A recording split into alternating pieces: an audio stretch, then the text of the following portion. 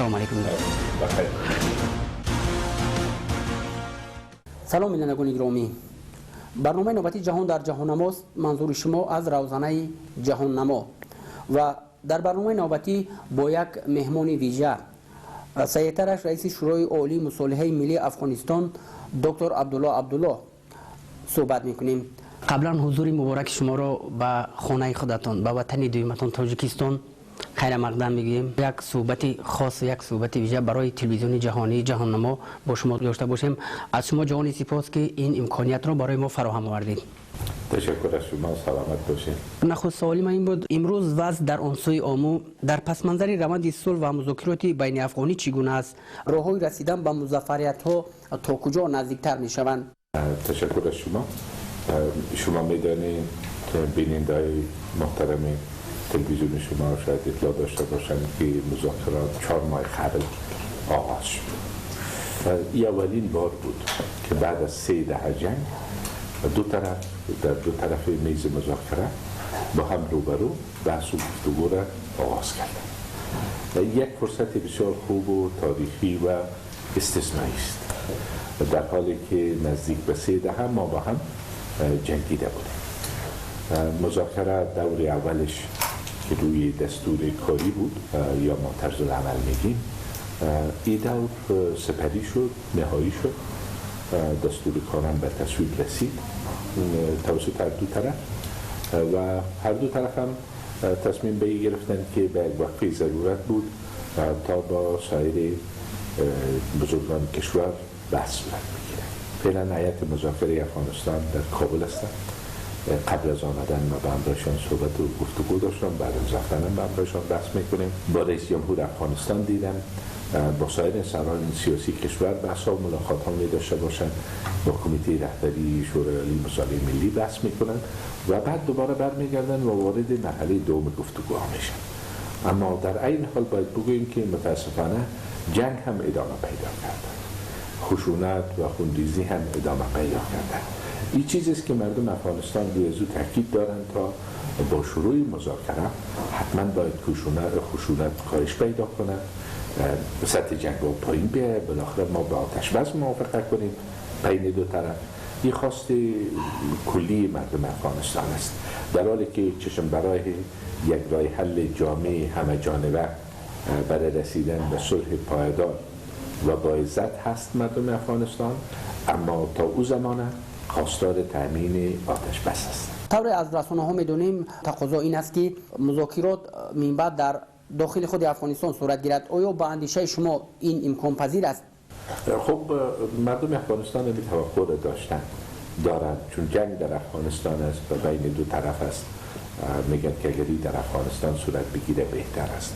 از لحاظ عملی اگر فکر کنیم طبعا این به موافقه هر دو طرف تعلق داره. وقتی که میگیم محل مذاکره باید دو طرف موافقه کنند.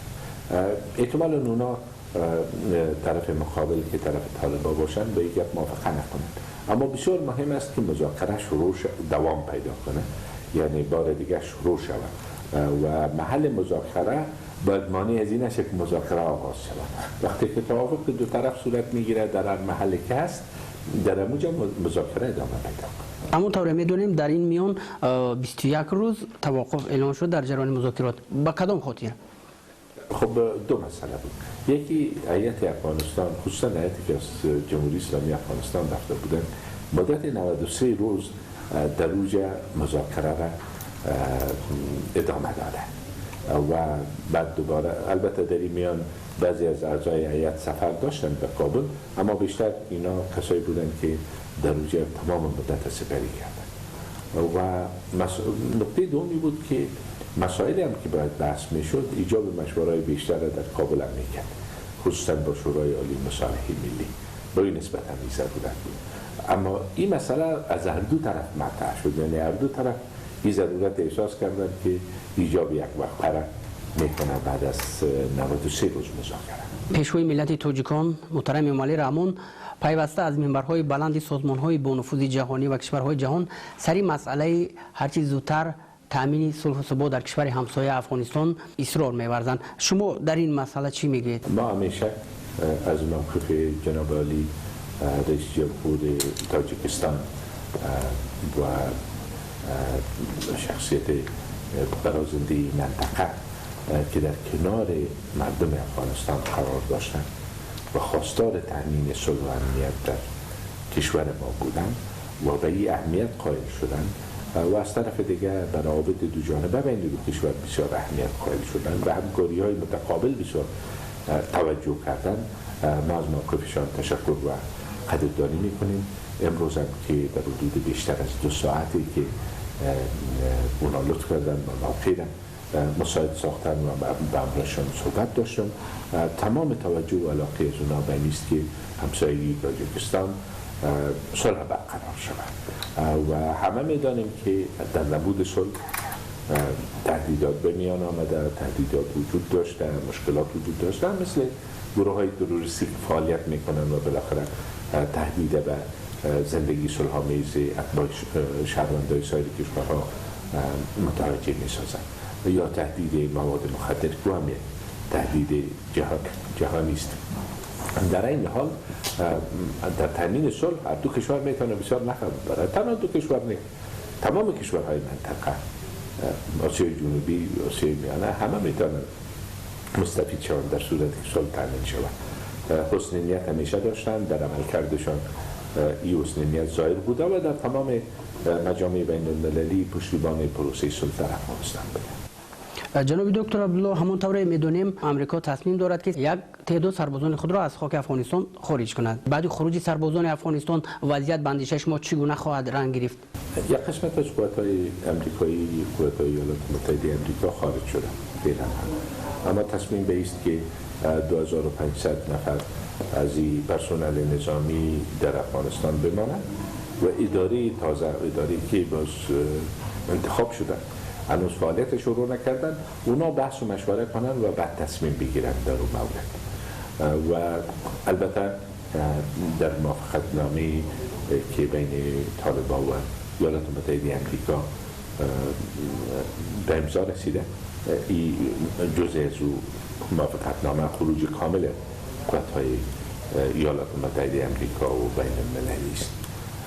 در این حال شما می‌دانید که ناتو هم در این میان جلساتی دارند. در ماه فوریه جلسه وزرای دفاع است که در اونجا موضوع حضور نیروهای ناتو را بحث می‌کنند. در تمام این مسائل یک مسئله بسیار اهمیت داره از دید مردم افغانستان و دولت افغانستان که خب اگر موافقت صورت گرفته بین ایالات متحده آمریکا و طالب‌ها، اونا مواد دیگه هم دارن، مفاد دیگه هم دارن، از جمله رسیدن به صلح، تامین قبل برو تامین آتش بس و یا زمینه سازی به فضای بهتر مذاکرات، حل صلح‌آمیز قضیه،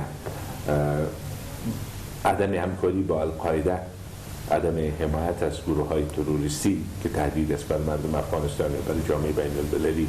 تمام اینها جزء شرایطی از اون موافقتنامه است.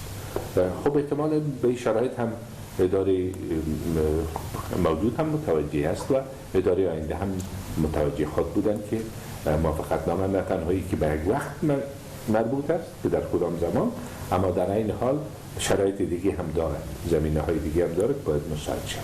شما که ریاست شورای عالی مصالحه صلح را بر دوش دارید، میگفتید که مخالفینی که در این مذاکرات اشتراک دارند چی پیشنهاد دارند؟ خب یک خواست عمدهشان که مطرح کرده بودند و همیشه در تبلیغاتشان مطرح شده، خروج کامل قوات‌های خارجی است. حالا قوات‌های بین المللی به این موافق هستند که در افغانستان وقتی که صلح به میان بیاید دیگه ضرورت به حضور قوات‌های بین المللی نیست. اینمی موقعش است که طالبان باید کمک کنند برای رسیدن به صلح، سهم بگیرند در این پروسه عملا و فعالانه سهم بگیرند تا اینکه در افغانستان ما به صلح نزدیک شویم و صلح تامین شود.